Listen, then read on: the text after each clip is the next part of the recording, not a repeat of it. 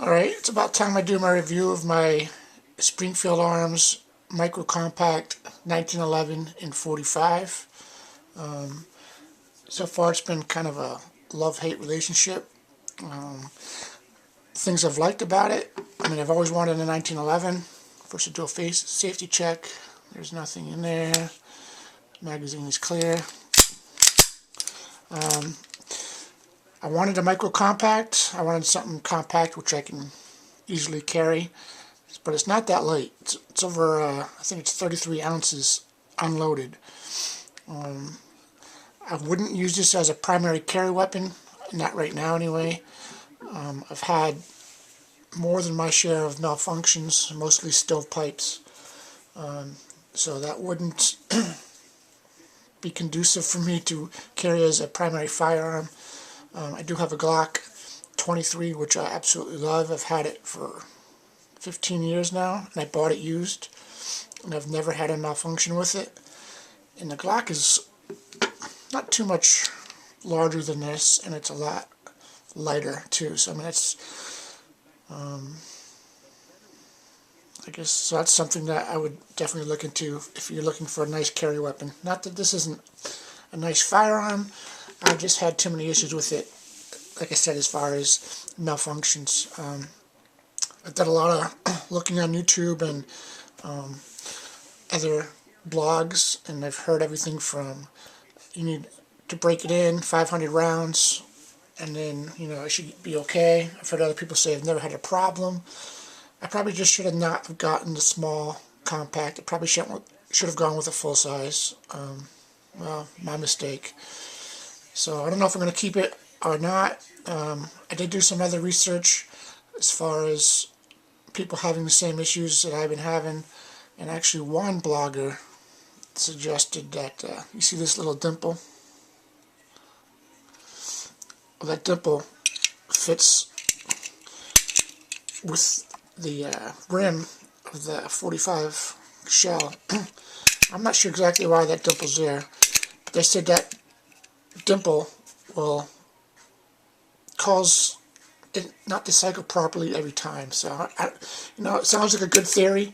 You can hear it definitely snap into place.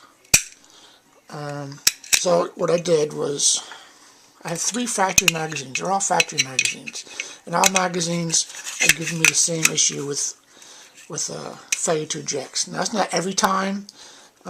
Probably a case of 50 rounds, I'm going to get at least 1 or 2 malfunctions, and to me that's not something I want to have to use as a as a primary carry weapon. I don't want any jams whatsoever.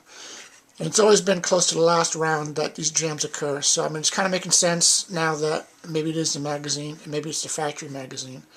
So I took this dimple on this one magazine and I Dremel tooled it down till it's nice and flat.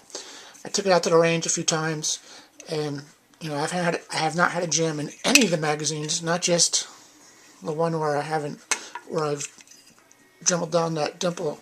So far it's been inconclusive because I haven't had a jam since.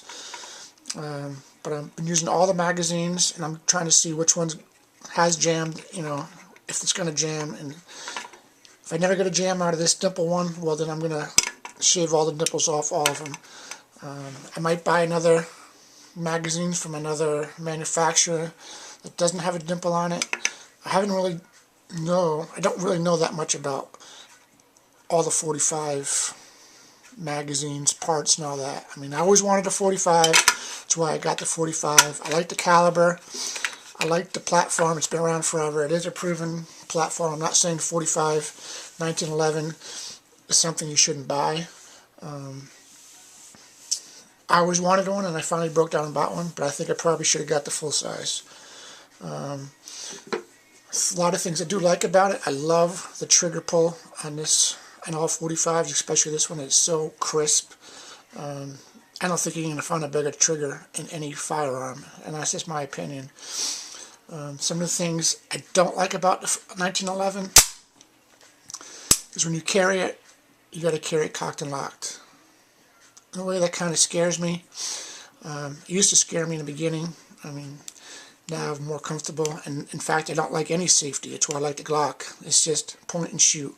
Manipulating a safety in a carry situation, in a high stress situation where you're actually going to have to use your firearm, this is a fine motor skill. You don't want to have to manipulate a fine motor skill. I mean, so if you train with this all the time, and this is your carry firearm, and you do real-world training when you go out to the range, so you know when you pull it from your holster, you're going to have to manipulate that safety. So that's fine. If that's the way you train, that's the weapon you're going to use all the time, and you're going to train that way, that's great. But if you don't, and you go to pull it, and you forget to pull that safety, well then, that's just going to slow you down. So, for me, the way I train my firearms, I don't have a safety on them. So, I mean, that's just one step. If I carried this as a primary carry weapon, I would have to overcome with training and training and training. So I'll instinctively remember that I have a safety that I have to manipulate before I can fire. So I mean, that's one drawback for me for the 1911s. Granted, that's just me because it's not the way. I don't really carry a 1911 for a primary carry weapon. I don't train with it as much. I just wanted a 1911. I bought one. I should have got a full size, but I really can't speak that badly about the firearm itself, other than it stovepipes every once in a while. It does shoot low. This is a GI model. They're all black sights. It's kind of hard to see your target too, especially if you're shooting at a black silhouette. It does shoot low, like I said. I can overcome that. I could deal with that. I also had some problems. This part here is the bushing that goes right here, like that. Well, it's cracked. I don't know if you can see that. So I had to. This gun is only a year old. I tried several different types of ammunition. They all stovepiped on me. I'm not sure why this cracked. I never noticed it before, so I don't think it came that way or anything like that. I did try to contact the warranty department, and they were really no help. So, I mean, I contacted the parts department and bought the parts myself. They were very, very helpful. I had to get a new spring, recoil spring.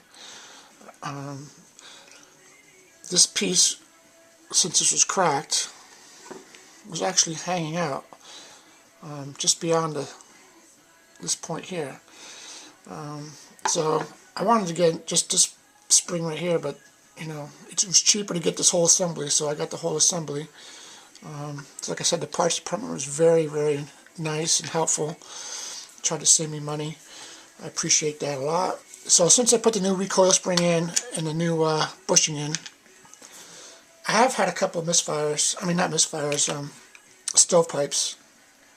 That's when I started doing more looking online and came across this guy's blog stating that it was the dimple on the magazine, and once you get rid of those dimples, and actually he got better magazines, I forget which type of magazines he got, he hadn't had an issue since. So I'm hoping that's the case, and if that is the case, well then I'll be training with this more often, and maybe I will start carrying it as a primary carry weapon, although I do love my Glock, and I've been shooting it for years and years and years.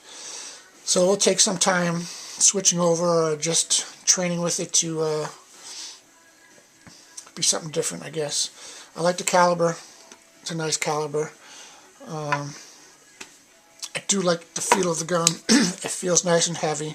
That is a drawback though. When you're carrying concealed, you really don't want heavy. You want light. But this, the weight, the kickback, I mean, it all just fits. I mean, this really fits nicely in my hand. I love the way it fires. The safety is something I'm going to have to get over. Like I said, I always wanted a 1911, so I did break down and buy one. So those are my pros and cons. I think I covered everything. I just like to hear your opinions, especially if you're having feeding issues or stovepipe issues or anything similar. It's not that I don't clean this firearm. I clean it very well. I can take it all down to every last nut and bolt, and I do that probably once a year. Oh, probably done it probably about 3 times already since I've had it. Like I said, I've had it a year. Just to clean it up and make sure that there is nothing wrong with it. I haven't seen anything other than this cracked bushing here. So that's my review. Like I said, let me hear your thoughts on it, and that's it.